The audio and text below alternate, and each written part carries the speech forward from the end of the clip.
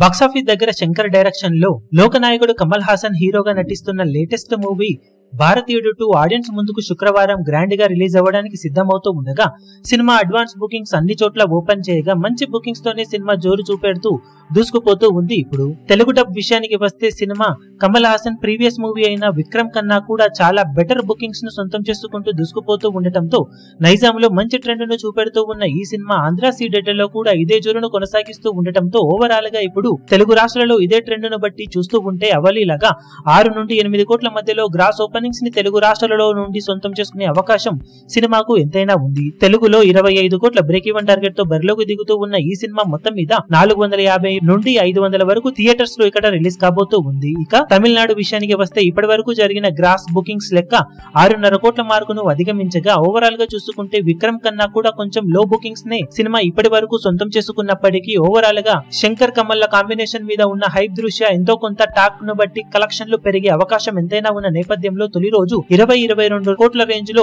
Gross కలెక్షన్లను తమిళనాడులో సొంతం చేసుకునే అవకాశం ఉండగా రెస్ట్ ఆఫ్ ఇండియా మొత్తం మీద కర్ణాటక, కేరళలో మంచి జోరును చూపించే అవకాశం ఉండడంతో 7-8 కోట్ల దాకా గ్రాస్ ను అందుకునే అవకాశాలు ఉన్నాయి. ఓవర్సీస్ లో ఆల్రెడీ ప్రీ సేల్స్ ద్వారా $1.5 మిలియన్ ను అందుకున్న ఈ సినిమా మొదటి రోజు ఇదే ట్రెండ్ ను కొనసాగిస్తే 55 కోట్ల నుండి 60 కోట్ల రేంజ్ లో గ్రాస్ ఓపెనింగ్స్ ని అందుకునే అవకాశం ఉంది. మొత్తం మీద టాక్ ని బట్టి కలెక్షన్స్ అటు ఇటుగా ఉండవచ్చు.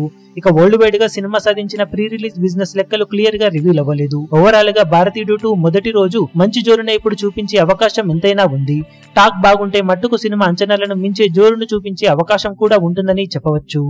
ఈ వీడియో మీకు నచ్చినట్లయితే లైక్ చేయండి, షేర్ చేయండి, ఛానల్ ను సబ్స్క్రైబ్ చేయడం మాత్రం మరవకండి. ఏ చిన్న అప్డేట్ ను మిస్ అవ్వకూడదు అనుకుంటే బెల్ ఐకాన్ ను ప్రెస్ చేయండి.